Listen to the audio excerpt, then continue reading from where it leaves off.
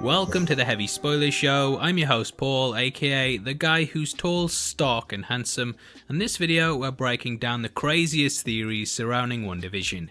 The wonderful world of Westview gets weirder every week, and so far there's been several theories that could indicate exactly what's going on. We'll be discussing how it may be a show within a show, why what we're watching might not even be the main MCU timeline, who Agnes is, Nightmare, and a lot more. If you love the video 3000, then please hit the thumbs up button and make sure you subscribe to the show if you're invested in the channel.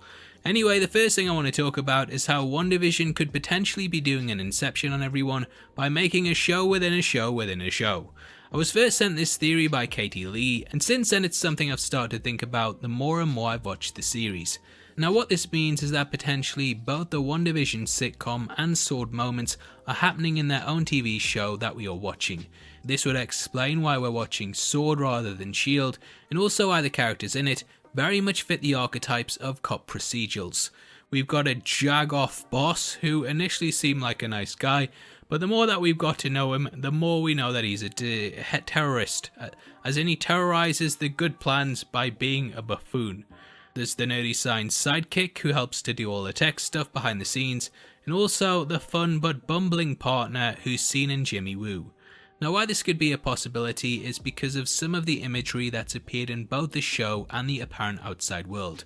Hexagons are a big symbol in the city of Westview, and these seem to be unique to the sitcoms.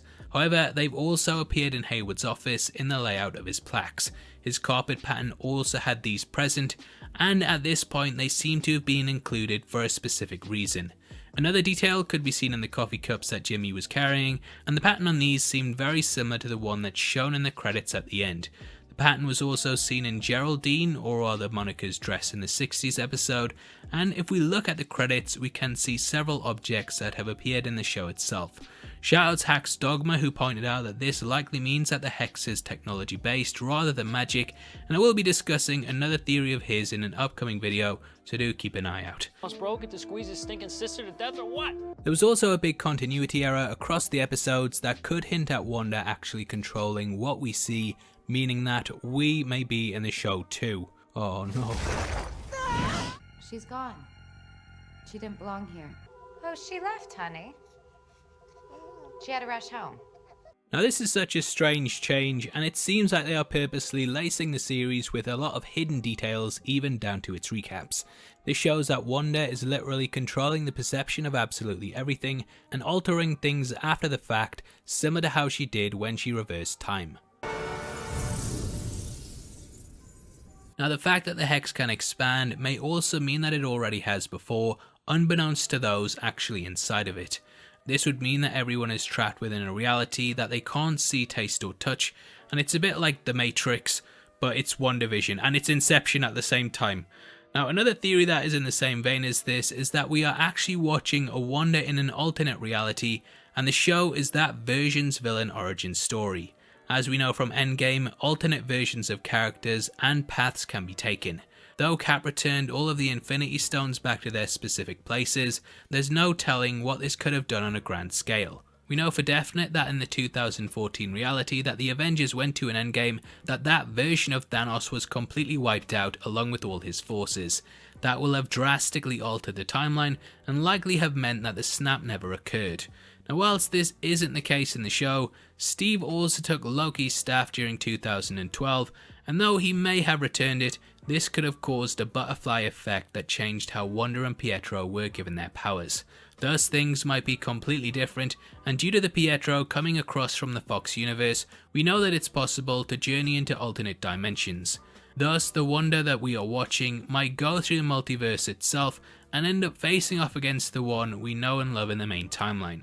This would mean that Elizabeth Olsen could play both the villain and good guy in Doctor Strange 2, and as we know, it's called in the Multiverse of Madness.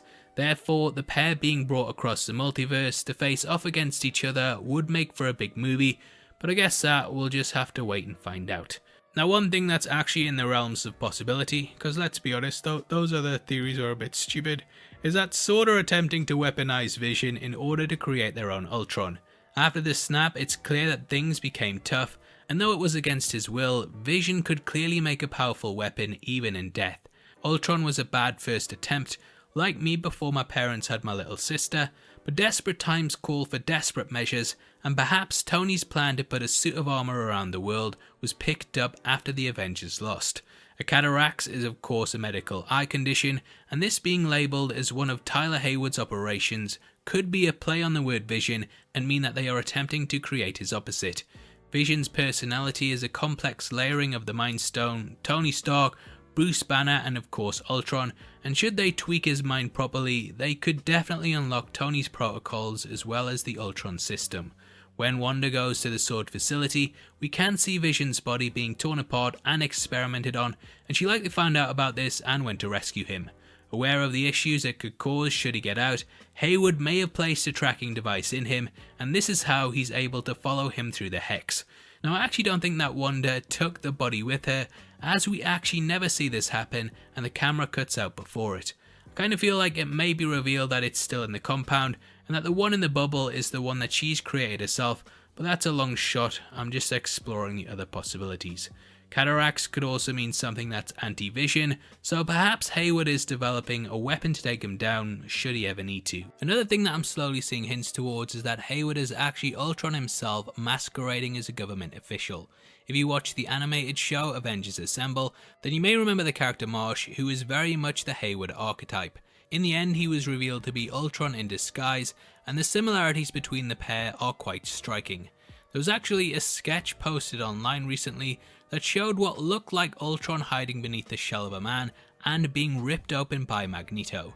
In reference to her line in House of M, Wanda said no more hiding, and though it's a bit of a jump to say this will definitely be in the show, it's something that I'd absolutely love to see. Boss Logic did do a little eye emoji to it, and if you've been following our breakdowns then you'll know that he was recently in talks with Kevin Feige about doing Marvel artwork and actually posted an image of Magneto that looked like he was bursting out of the hex. This is all very tenuously linked at the moment, but Hayward's closeness to Vision could be hinting at something else going on beneath the surface. Now lastly, I want to talk about the overall villain of the show. I think things are definitely pointing towards Agnes. Though I originally thought that she might be Agatha Harkness, I actually think now that she might be an amalgamation of several characters, including Harkness, Mephisto, and Nightmare. Comic book movies have been known to do this in the past, and we saw that Ducard and Ra's al Ghul in Batman Begins were two characters combined into one. In the MCU, Crimson Dynamo and Whiplash was sort of mixed together to make Whiplash in Iron Man 2, and it's definitely within the realms of possibility to mush people together. Throughout the show we have had several nods to this being a nightmare, and the word was dropped twice in episode 6. There has been a lot of hints towards the devil as well, such as the devil in the details, Bermuda, which is home of the Devil's Triangle, the New Jersey Devil, the two kids being called the Devil's Spawn, Halloween, and a lot more. Agnes stated that her and Ralph's anniversary was on the 2nd of June, which is the date that the Salem witch trials started, and she's also used words like Charmed, which is a witch show, so she's giving it away, I'm telling you. When the children grew up she was present both times, and also poisoned their dog probably as a way to make them grow once more. But don't tell John Wick, please. Now Agnes was also willing to throw Monica under the bus, perhaps in an attempt to get Vision and Wanda to turn on her so she wouldn't be able to unearth her plans. In the car scene she did implicate Wanda as being behind it all, however this reminded me a lot of the scene in episode 3 in which she implicated Monica. Norm also stated that she was doing this all, which could be a nod to her, and the fact that Agnes is the only one to mention Wanda by name makes me think that she's trying to get Vision to leave too before he uncovers what's going on. Or she may be trying to turn him against his wife so that they take each other out and then she can steal their kids whose powers have now manifested. Which, not the best Valentine's Day week present, is it, Vision, talking to your wife like that?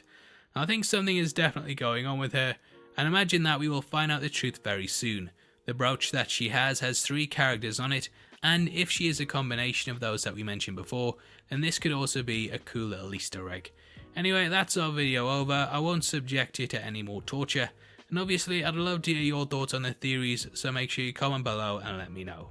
As a thank you for interacting with the video, you'll be entered into a prize draw on the 28th of February, in which we're giving away 3 copies of the Marvel Phase 3 4K box set to our subscribers. All you have to do to be on the chance of winning is like the video, make sure you subscribe with notifications on, and drop a comment below with your thoughts on the theories. The winners of last month's competition are on screen right now, so if that's you, then message me on Twitter at Heavy Spoilers. If you want something else to watch, then make sure you check out our breakdown of episode 6, which will be linked on screen right now. We went over the entire thing top to bottom, so it's definitely worth checking out if you want to know more. With that out of the way, thank you for sitting through the video. It's not like you had anything else to do though, is it? Let's be honest, you loser. I've been Paul, you've been the best, I'll see you next time. You take care of yourself. Peace.